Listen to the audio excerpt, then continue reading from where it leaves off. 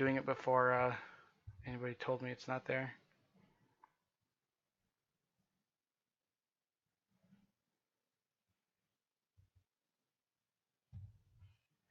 Okay, can everybody see my screen? All right. Bitcoin Cash. It is difficult to get through Bitcoin Cash without, and really like the history of this cryptocurrency is really more relevant than the coin itself. um, so you really got to understand. Does anybody have any knowledge about how Bitcoin Cash came to be?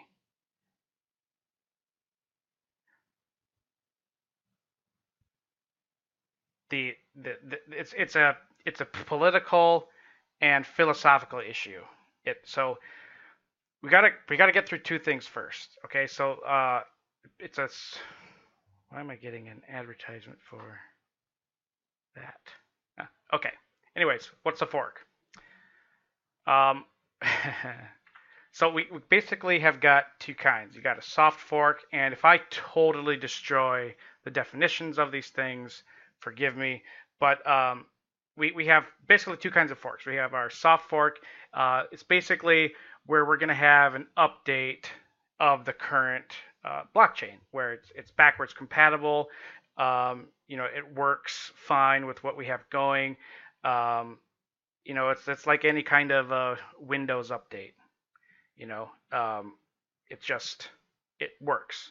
It's less of an issue, um, less disruption. I think that's the ideal kind of thing to happen with a currency.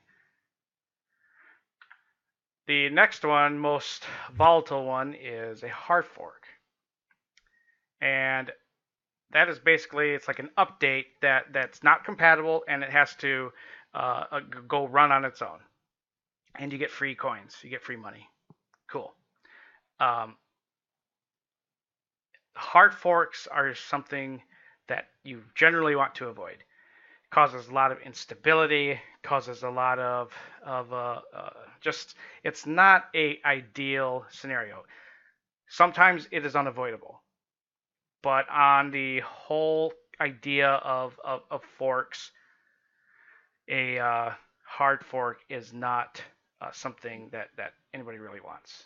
It just kind of it takes the existing chain that was before it and it just branches off and it starts its own thing. Um, it is not ideal. All right, so we've got those.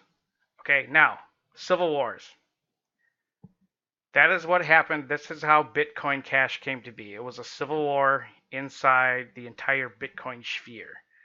All right, you can read this, but motivations for civil wars, they're not really singular in their reasons, nor are they really singular in our judgment of them or what their motivations were.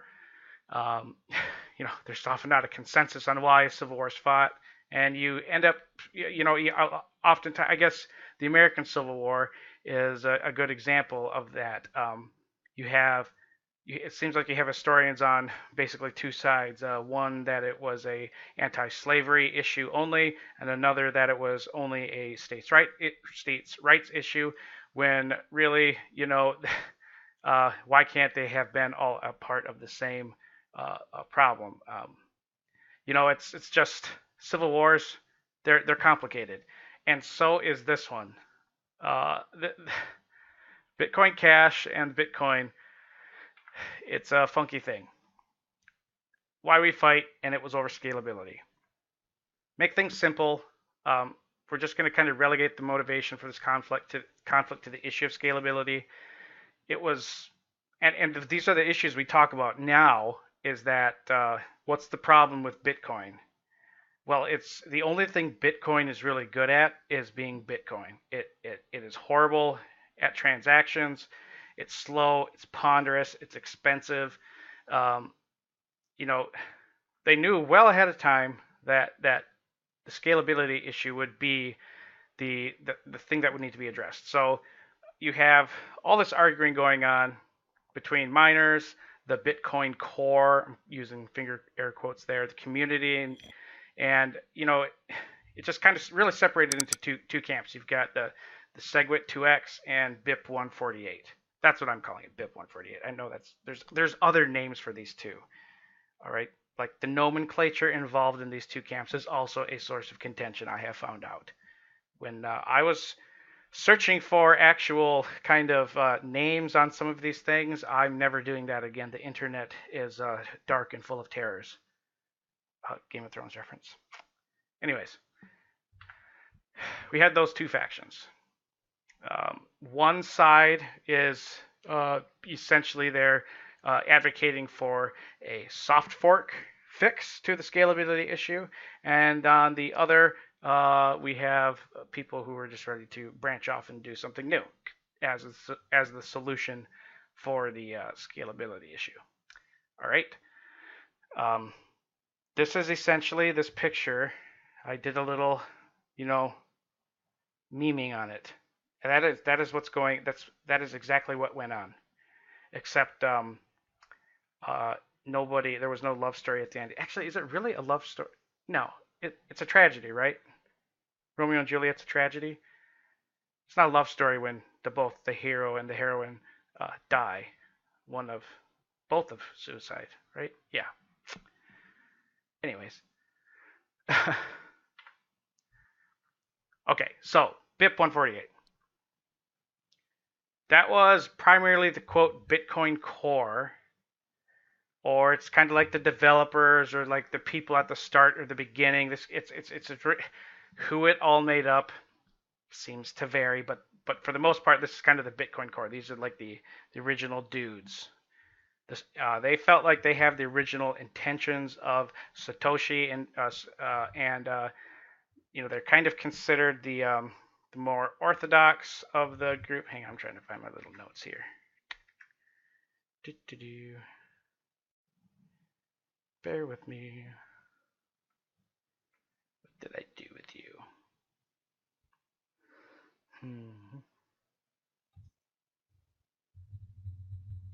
All right. Where are we at? Any of this interesting so far? While I'm looking for this.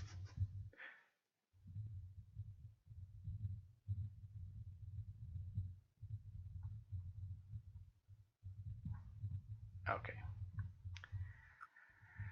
There we go. Got my little notes. Cool. All right. And does anybody know who Satoshi Nakamoto is?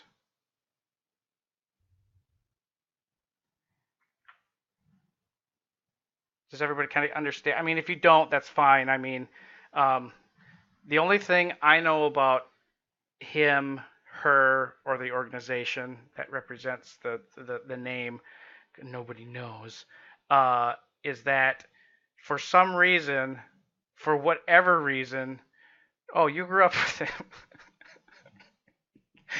Okay. Uh, for whatever reason, we decided, not we, I was not as Jamie Dimon, probably, yeah, that would make total sense. Um, for whatever reason, we started calling, in futures, we call them ticks or points when price moves. And in Forex, we call them pips.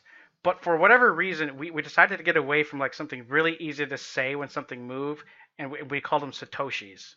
Because I was going up a certain amount of Satoshis. I can't even bring myself to call it that. I just call them pips, ticks, points, whatever that gets the point across. It's one syllable. Um, Satoshi is three. It's silly. I don't know if that's gonna offend somebody deeply, but it's just I think it's weird. Anyways, nobody knows who this dude was, or they think they do, and that's a whole nother um, uh, kind of issue. But he is the guy who came out with the first idea of of a distributed ledger and the blockchain technology. Um, it's we could probably do a whole different webinar on how cryptocurrencies started.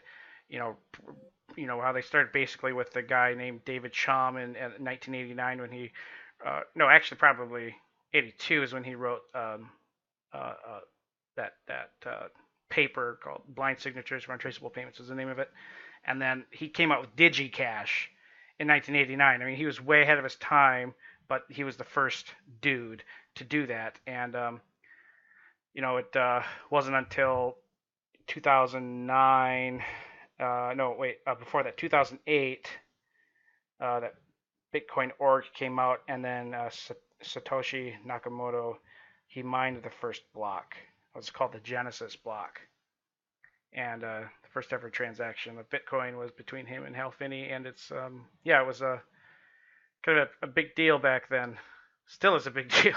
Anyway, so we have the BIP 148 group, I call it, where they feel like, I mean, literally, these are some of the people who did the first Bitcoin transactions with Satoshi Nakamoto, whoever he or they are.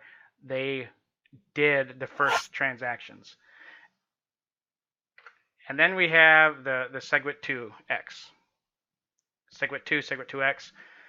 They were basically the miners, and this is where things get hairy. Well, we'll get there.